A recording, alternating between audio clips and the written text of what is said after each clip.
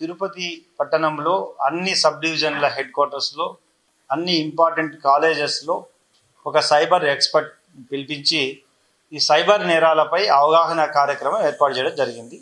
అన్ని విద్యార్థులకి పూర్తిగా ఒక అవగాహన కల్పించాలి.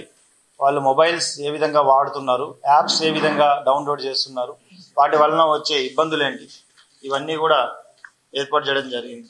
కార్యక్రమం ఏర్పాటు చేయడం రైట్ ఫ్రమ్ మండే 4వ తారీఖు నుండి ఈ రోజు వరకు ప్రతిరోజు ఉదయం 2 గంటలు, సాయంత్రం 2 గంటలు ఇంపార్టెంట్ కాలేజెస్లో రైట్ ఫ్రమ్ గూడూరు, మా సబ్ డివిజన్ హెడ్ క్వార్టర్స్ అన్నీ కూడా పుత్తూరు, గూడూరు అండ్ తిరుపతి, తర్వాత చంద్రగిరి, శ్రీకాళహస్తి అండ్ శ్రీ సిటీ అన్ని చోట్ల ఏర్పాటు చేయడం జరిగింది. అందులో భాగంగా ఈరోజు లార్జ్ స్కేల్లో గౌరవ కలెక్టర్ గారి సహకారంతో, ఎడ్యుకేషన్ డిపార్ట్మెంట్ వారి సహకారంతో అన్ని స్కూల్స్కి లింక్ ఏర్పాటు చేసి జూమ్లో 8th క్లాస్ నుండి ఇంటర్ వరకు అన్ని స్కూల్స్కి జూమ్లో దాదాపు 50 నుండి 60 వేల మంది స్టూడెంట్స్తో మనం ఈరోజు ఏదైతే ఎదుర్కొంటున్నామో సమాజంలో, ముఖ్యంగా crime against women and girl child, చిన్నపిల్లల్ని ఏ విధంగా వీళ్ళు కొంతమంది తమ దగ్గరున్న వాళ్ళే నమ్మిన వాళ్ళే వారిపై అటెంప్ట్ చేస్తున్నారో వారికి అవగాహన కల్పిస్తూ, అదేవిధంగా గాంజా మరియు డ్రగ్స్కి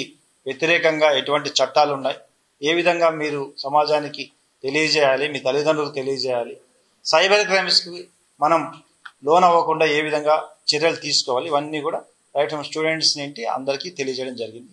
మీడియా ద్వారా ఇంకా ఎక్కువ పబ్లిసిటీ చేసి దీన్ని ఒక మూమెంట్గా తీసుకెళ్ళాలి.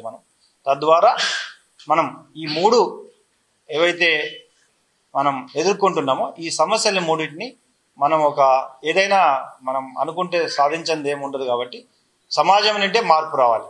గర్ల్ చైల్డ్ విషయంలో అయితేనేమి, డ్రగ్స్ అయితేనేమి, సైబర్ అయితేనేమి.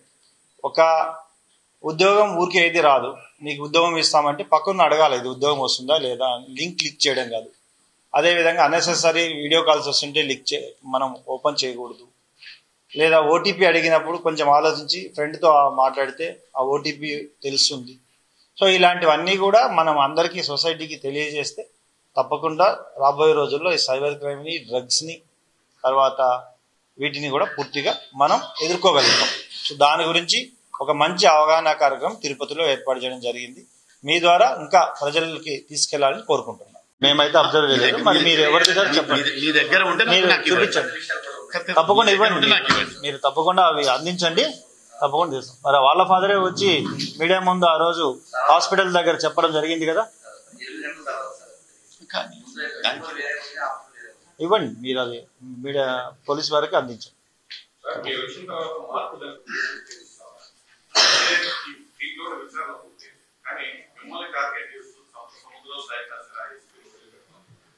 నేను ఇందాకనే మిమ్మల్ని అడిగాను, నేను రాజకీయాలు మాట్లాడదలుచుకోలేదు.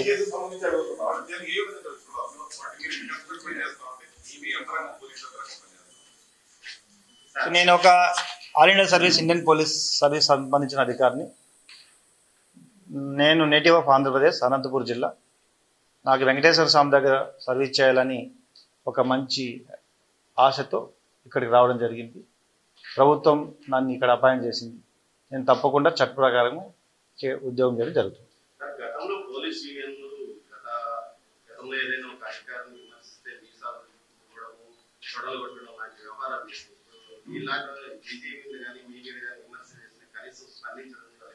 అందుకే నేను రాజకీయాలు మాట్లాడదలుచుకోలేదు. కేవలం ఈ కేసు విచారణ పూర్తయిందని చెప్పడానికి మిమ్మల్ని ఇక్కడ పిలవడం జరిగింది.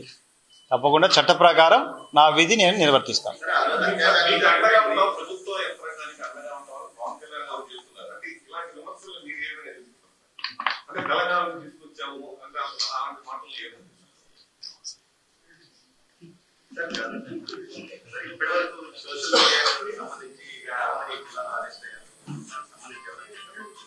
అన్నీ కూడా చట్ట ప్రకారమే మేము విధులు నిర్వహించడం జరుగుతుంది. Thank you.